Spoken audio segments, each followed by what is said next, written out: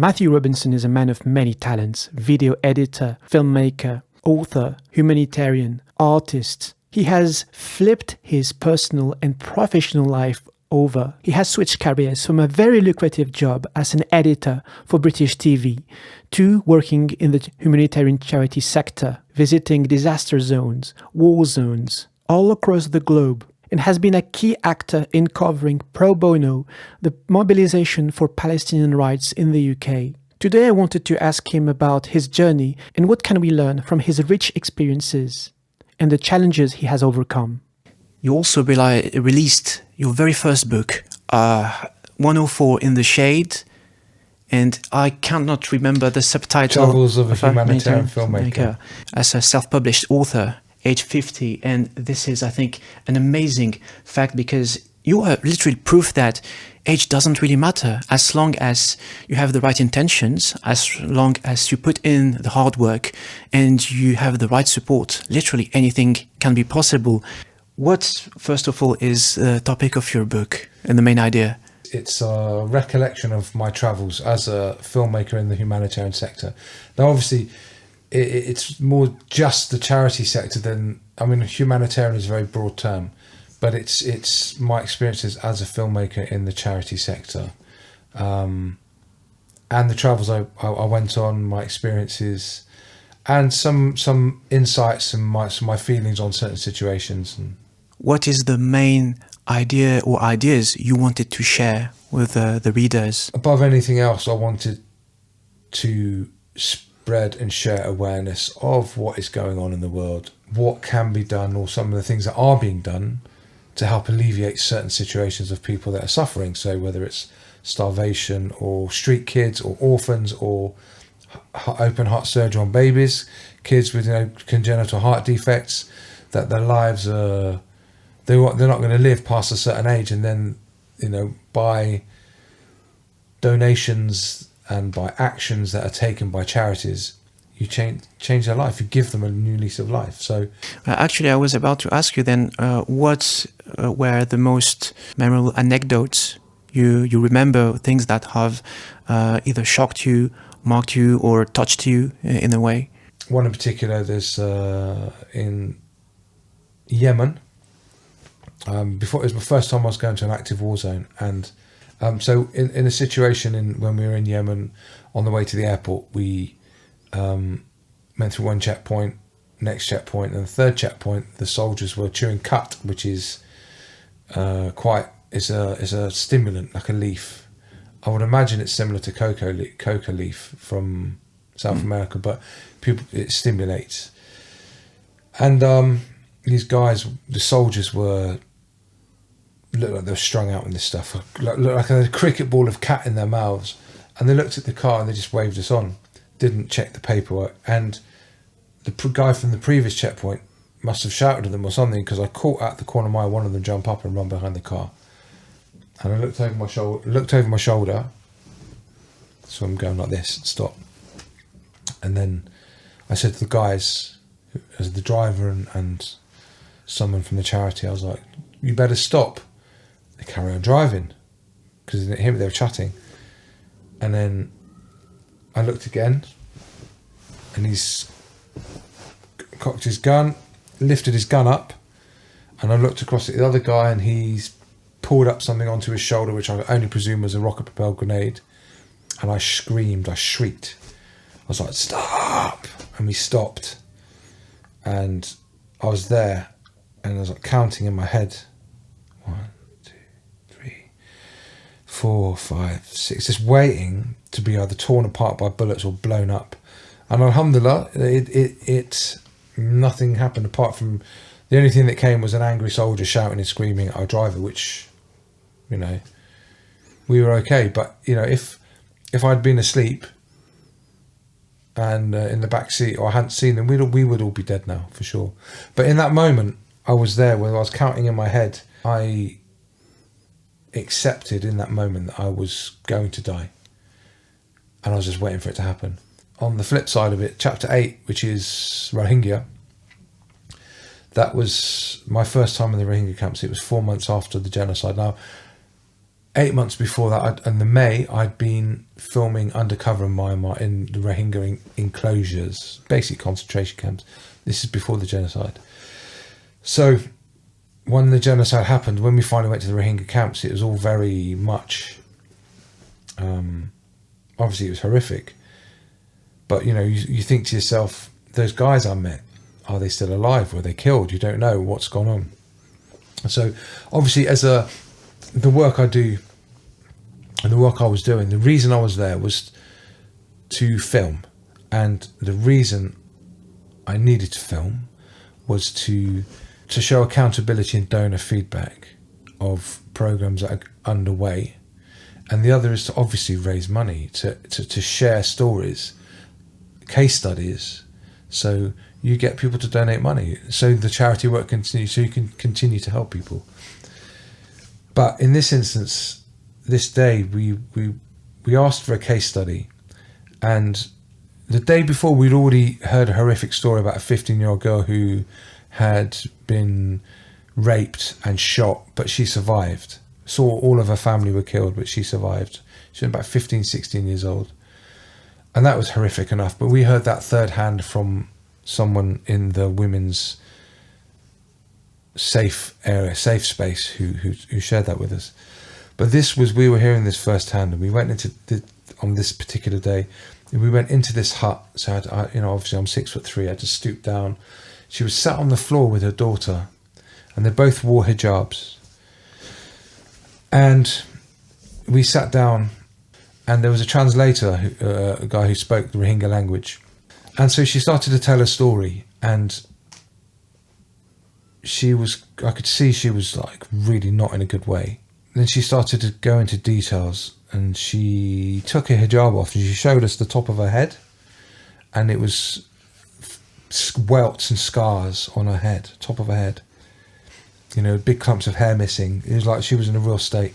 She got that from trying to stop these Myanmar soldiers, militia soldiers, from strangling her 4-year-old son. And they killed him in front of her. They strangled him. They'd already killed the husband and the other son, but it was the 4-year-old they strangled. They took the life from him in front of her eyes. And she started to sob and shake in a way I've never seen such pain. I was like biting my lip trying to hold it together, because I think it's really important. Whatever you see, you hold your composure. You're there to help people. You know, you're there to fundraise, you're there to film. And, you know, pardon my language, but screw your own sensibilities in this situation. You know, you're there to help people. It's not about you, it's about them. As she was relating to us with this absolute horror, you know, she finished telling us about the son, and then she took her daughter's hijab off and showed us still the hot scars were unhealed on her daughter's head. And she got that from the soldiers, again with their rifle butts, beating her as she was trying to pull them off her mother, the woman who was sat telling us the story, as they gang raped her. They gang raped her. But all while this is going on, you've got the little girl sat there with a wall behind her eyes, and she sat there, she's picking her nose, you know, like every 6-year-old should, you know, like a child looking around. But it's like the dead behind the eyes from what she's witnessed. And it was the sobs and the shaking, the guttural sobs and shaking. I've never seen someone in such acute pain, emotional pain before. And the presenter started crying, I started crying, and as I've just said, I don't ever do that in front of beneficiaries. It's not about me, but sometimes in that situation it was impossible not to. It was just the worst thing I've ever witnessed or heard. I've never seen someone in that sort of pain before. So, you know, she finished her story, we gathered our composure, we sat there for a few minutes, and the presenter spoke some words of comfort to the translator, and then translated to her, and we made a promise that, you know, that we'd get whatever she needs in the camp, you know, trying to help her out as best we can. But it was in the late afternoon, a few hours later, we were driving in our air-conditioned minibus back to the hotel in Cox's Bazar, drinking ice cold water. We had Pepsi, or you know, we had fizzy drinks, air conditioning, and we were doing Instagram stories, looking at the beautiful palm trees, listening to music, laughing. And it was at that moment, it hit me in my chest like a train. It hit me like a ton of bricks. It was like, what am I doing? I'm here, but she's still there. And how can I go from crying with such pain and despair with her, with them, to here laughing without care? And it didn't compute. It really messed me up. Where they are now, I don't know. Are they still there? Who knows? But as you know, they will always be there in my mind. The things that have happened throughout my travels reinforced that I'm on the right path for my career. I feel I'm doing the assets and attributes God gave me was built around doing stuff like this. And how did these experiences impact your life, your perspective on life, on your place in the world, the purpose of your life? I would say, what did you learn from all this? These experiences have impacted me greatly, I would say. It's given me a greater understanding of life. It's given me a greater understanding of human nature. It's given me an insight into human suffering I would never have got if I'd have stayed in the career that I was in. You know, you see things on news, you see things on mainstream news, and it doesn't truly reflect the true story out there. It doesn't truly reflect the reality of what's going on. So to see these things and to experience and be amongst it, but not just on one occasion, on multiple different situations, multiple times, it has had a profound effect. It's given me a greater appreciation for what I have. It's given me a greater appreciation for health. It's one big thing, my health. It's given me an appreciation for education, for what we have. You know, the fact that I can, it may not be the best water in the world, London tap water, but I can turn my tap on and take a glass of tap water, and I know that I'm not going to get diarrhea or start vomiting or have a parasite in my gut. You know, and it's just little simple things like that. It's given me an appreciation for the simple things in life.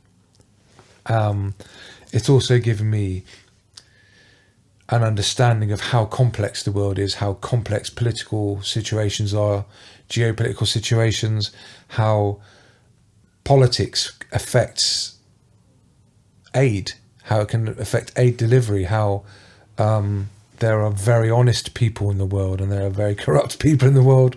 I've seen both sides. I mean, there's the obvious. It's had a profound effect on my life. You know, when the first time I went to a refugee camp, many of the men I met were like engineers, teachers, professors, doctors, and it was very difficult for the men because they have no place. They're defunct. You got 4 kids, they're the 5th kid. They have no role to play. It's very, very difficult. The mother's still the centre of the family.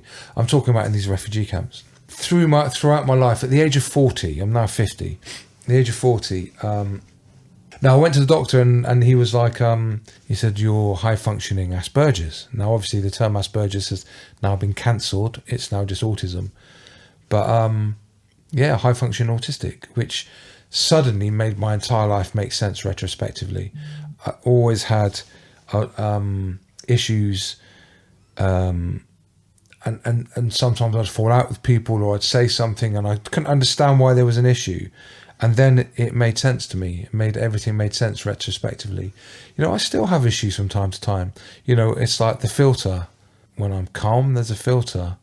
If something is bothering me and I get emotional, the emotions come up, the filter's out the window, and I just, as the thought comes, it comes out of my mouth, which sometimes serves a purpose and other times works against me. With that in mind, also working in these environments, it also went in my favour because I'm quite observant. Like I walk into a room, and before I'm done, I will have looked at the exits, looked at the windows, looked outside, see who's in there, scanned the room, and that, you know, I think that's part of being on the spectrum. For me, I think that's, I'm sure there's people that do it anyway, but for me, I think that, you know, maybe part of that. All through my life, I've had imposter syndrome.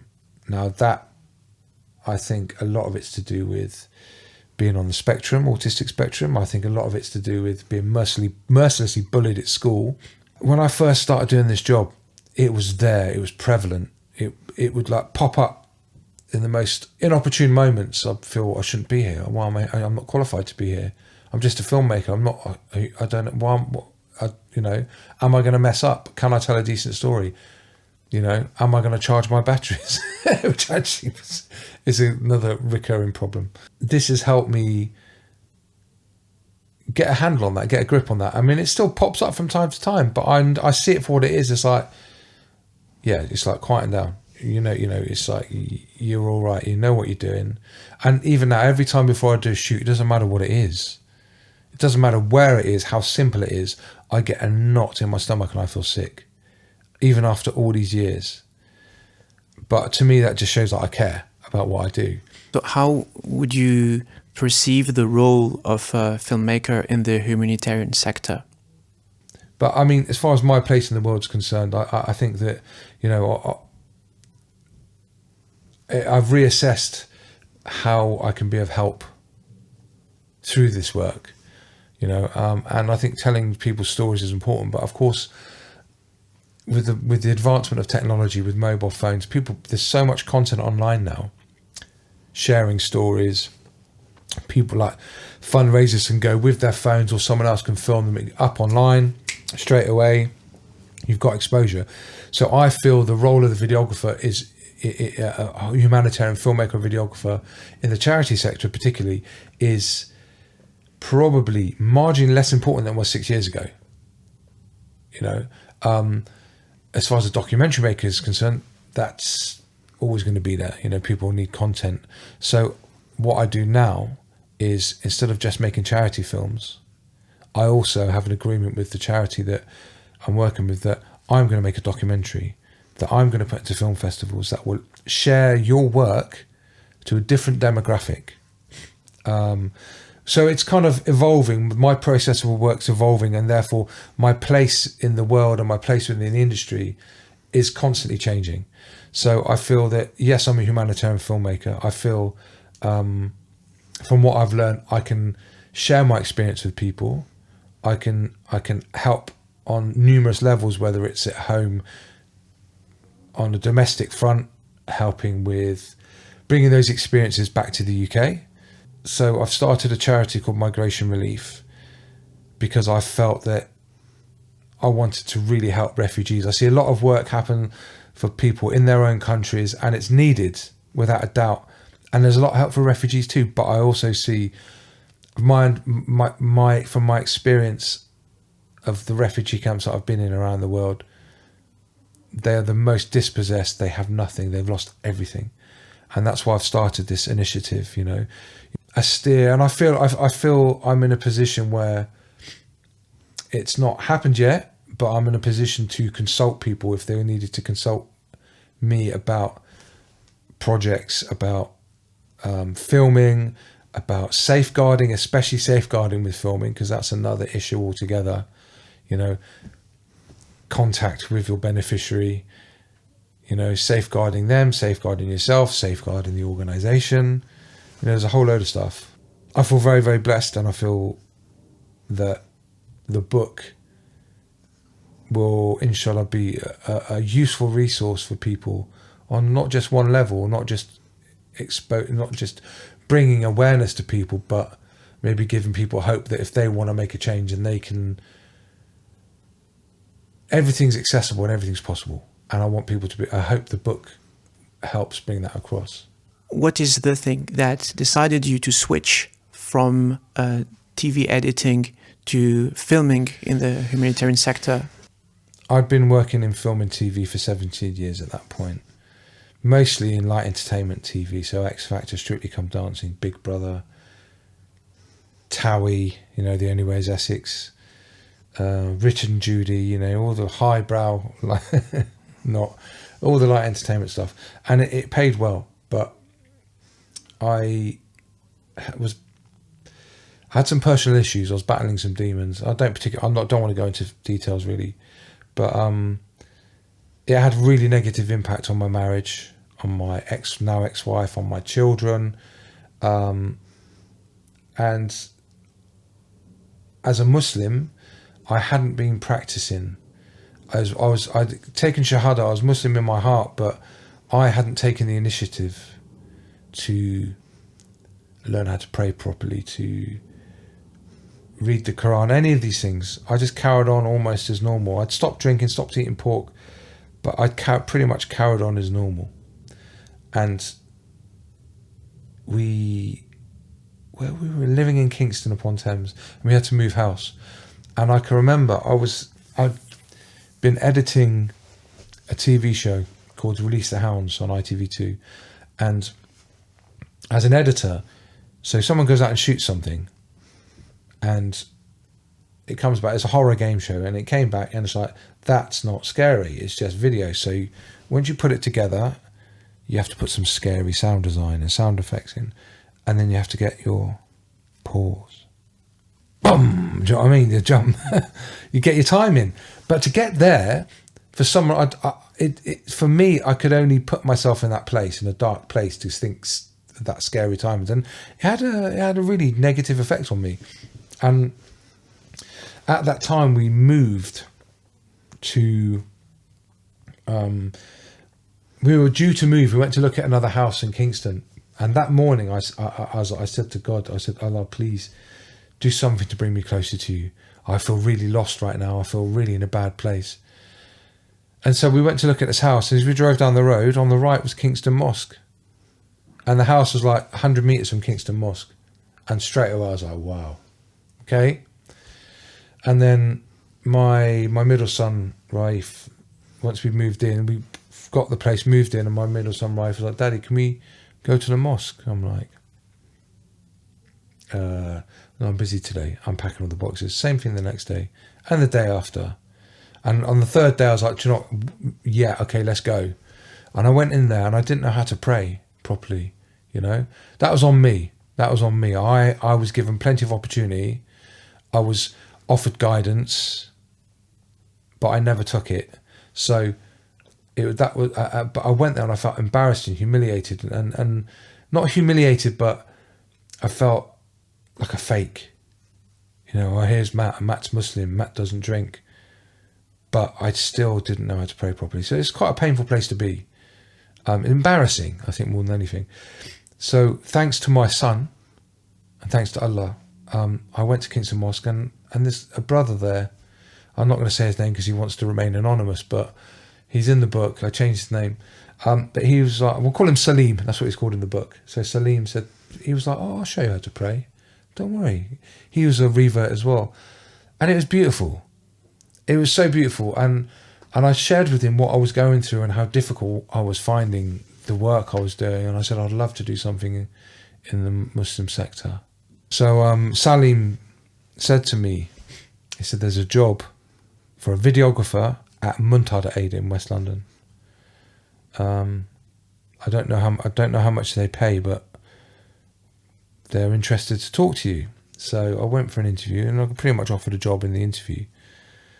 Massive pay cut, huge pay cut, 75% pay cut actually,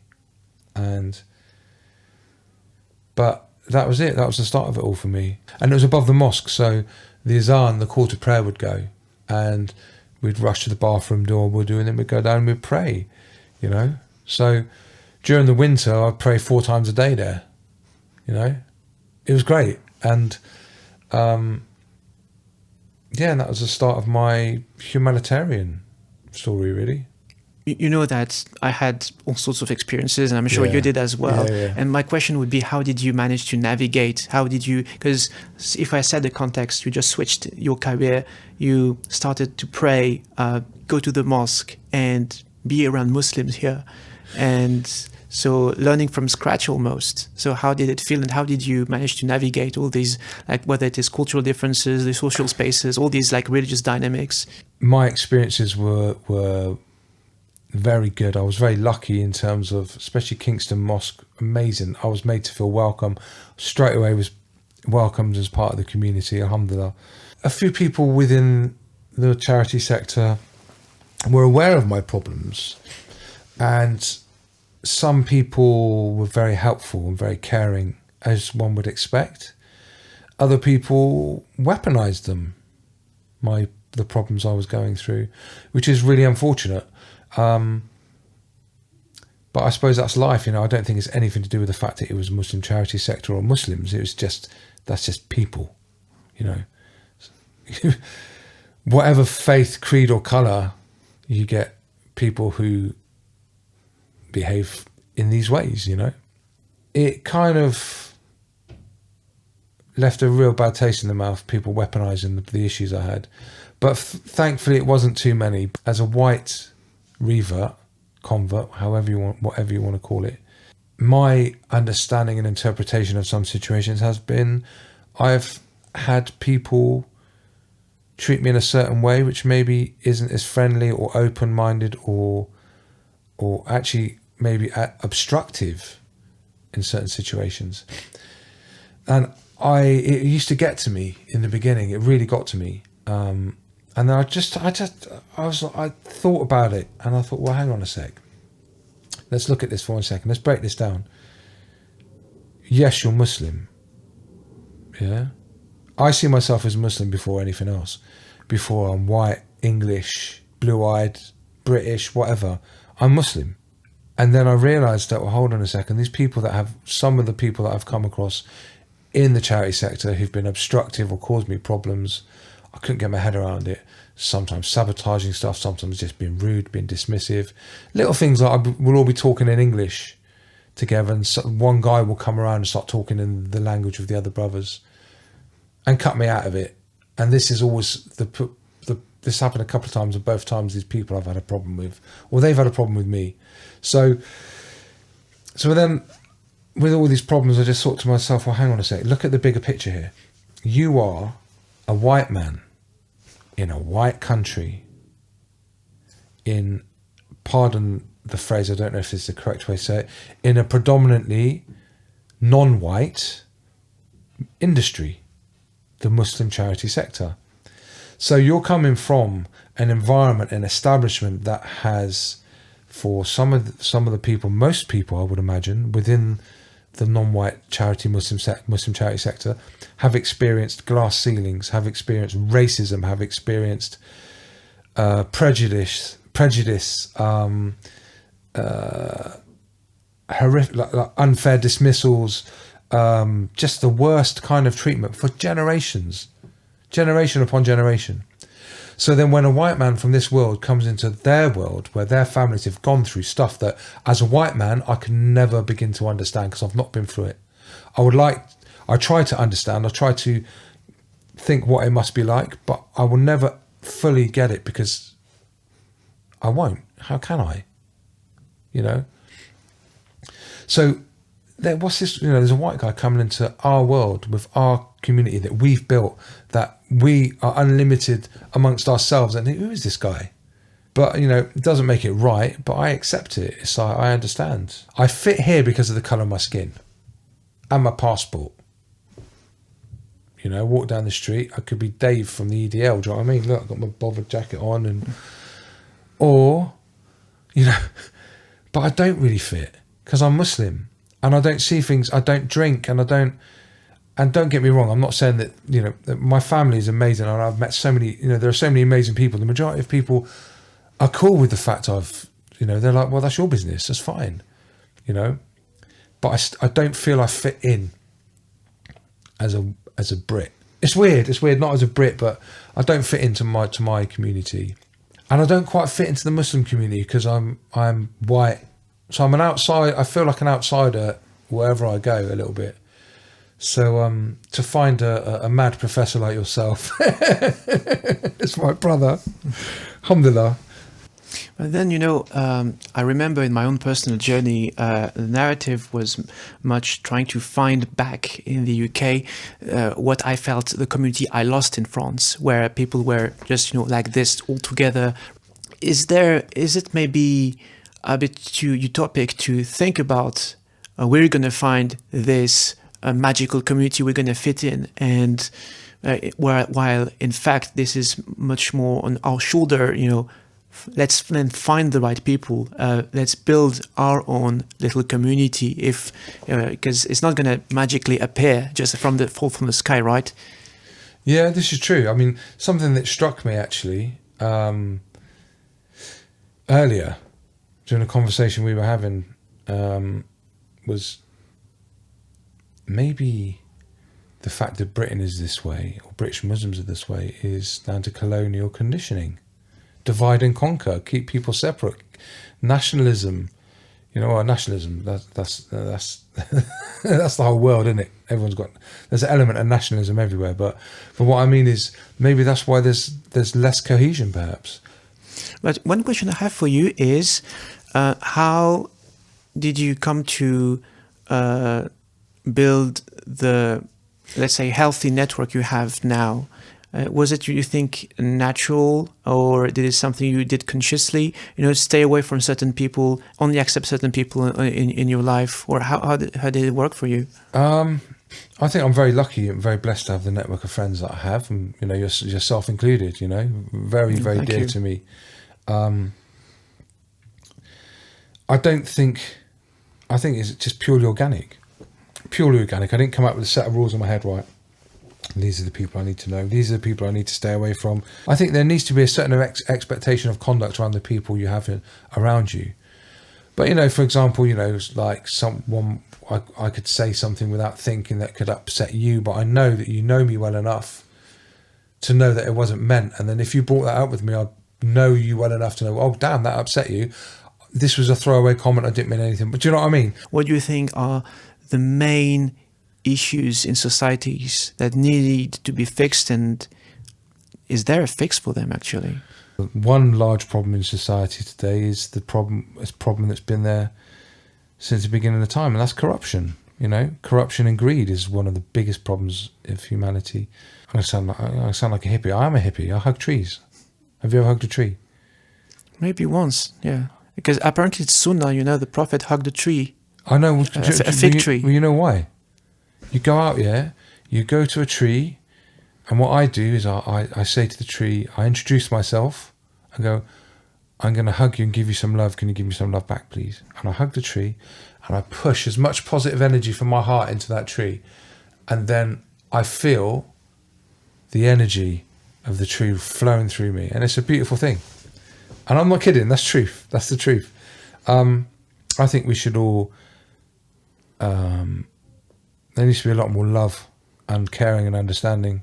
We know the phenomena of voluntarism in the US, people going to Africa, pretending to build a library just to add lines on their CVs, or, people commodifying unnamed orphans, uncredited people in very, very distressing situations just to gather some views or donations, or try to justify, to show the work. And so even if it's not intentional to do harm or to treat people in a way, these are things that have been happening here and there. And there is a thin line, because it is, I think, agreed in the industry that not everyone can become a humanitarian from one day to another. It requires, it's a learning curve. Do you think there are, from that perspective, key takeaways you would you've learned and you want to share with people? Yeah, definitely. When I first started doing this work, in the refugee camps in Greece, I'd do selfies with the kids, the same in Gambia. You do selfies with the kids. In fact, once I think I even got some kids in Ethiopia. I was in Ethiopia, and I said to them, when I ask you a question, say these words. So I said, who's the best football team in the world? And they said, Bristol Rovers. Right? I coached them to say Bristol Rovers just for a joke, but it's like afterwards I thought I was just having a laugh. But then I know it is harmless, but what were my intentions there? Who was I trying to impress? What was I trying to do? And it made me really think about why I do anything. I'll give one example. Earthquake in Turkey, you know, it's like there's, you know, someone's gone out and they've had their bed given up for them and they've been fed and given water by someone in the earthquake zone. And I'm thinking, why are you there? Okay, you've just taken someone's bed. There's no building standing hardly. So you've taken someone's bed, you've taken some food from their mouth, and you've taken water from their mouth as well. Yeah. For what reason? What reason? To fundraise? Well, actually, nowadays, there's so many people on the ground with mobile phones filming, videoing. There's so much content online. It's in the immediate aftermath of a disaster. As it's happening, people are recording it and sharing it around the world. I believe, there is no need, unless you're a doctor, paramedic, search and rescue expert, someone who's willing to climb into tiny gaps in rubble to rescue people, or operate an excavator, or you're an expert at things like this, you have no place to be in that disaster zone in the immediate aftermath. I think what also needs to be done is safeguarding for filming, for social media. So, for example, you know, you see somebody holding a child or put their arm around a child. It's like, don't do that. You know, one, safeguarding for the child. You know, we know 99.9% out of 100 is people there with good intentions going to help. But that can be taken the wrong way. Apart from anything else, the beneficiary safeguarding is first. That has an impact on the organisation, and then the organisation is pulled into controversy. So the organisation maybe has its license revoked. They can't operate in that country. And who does that affect? The beneficiaries, the people that you've been sent to help in the first place. So I think it's really important that these guidelines are adhered to. First and foremost, I haven't mentioned dignity. First and foremost, the beneficiary's well-being and dignity comes above anything else, comes above anything. And I know that some people make things that maybe think, you know, a bit of crying or a bit of misery and pain will get people to give more money. Maybe that works for some people. But I think you need to trade up the cost and look at, you know, is the greater good, or if I show this one person in misery, it will help more people. Okay, I see that argument too, but at the end of the day, saving one person is like the saving the whole of mankind. And being conscious of someone's dignity and treating it with care and consideration, I think, is very, very important. Because just because it's in Africa, the continent of Africa, the continent of Asia, you know, these people are not white. You know, just because of that, why should they not get the dignity of someone from Kensington? Why should they not get the dignity of someone from New York? Who decides these things about what is fair to show and what is fair to not show, you know? And I think that's key. You need to have people's dignity in mind at all times. Keep your intentions pure. I have to renew my intentions all the time. You know, as a kid growing up, I wanted to be Indiana Jones. So to have adventures, you know, I wanted to join the army that I was scared of because I didn't want to get shot. I didn't want to get shot at or have to shoot people. So this to me, you know, I'm living a dream in terms of, you know, what I used to dream about doing as a kid. Have adventures and travel, and alhamdulillah, I'm doing that. I'm living that. I'm living that dream. But with it comes a responsibility, you know, and that responsibility is to the people that I serve first and foremost. Actually, to God and to the people I serve. Inshallah, I just hope that as far as people who haven't experienced these kind of trips or travel or environments, hope it opens their hearts and their eyes to it, you know. Thank you very much for your attention to everyone who watched, and please do follow Matt on social media. I'll drop all the links to his socials in the description below. And most importantly, go and buy the book 104 in the Shade, Travels of a Humanitarian Filmmaker. Amazon, Waterstones, Barnes and Noble. I'll definitely drop the links in the description, because you are one of the very rare people that I really respect and who give me hope on a personal level. Seeing just your journey is invaluable source of hope when I just think about what you have achieved and from like where you just came in the whole journey. So yeah, thanks again, and as usual, take care of yourselves and each other.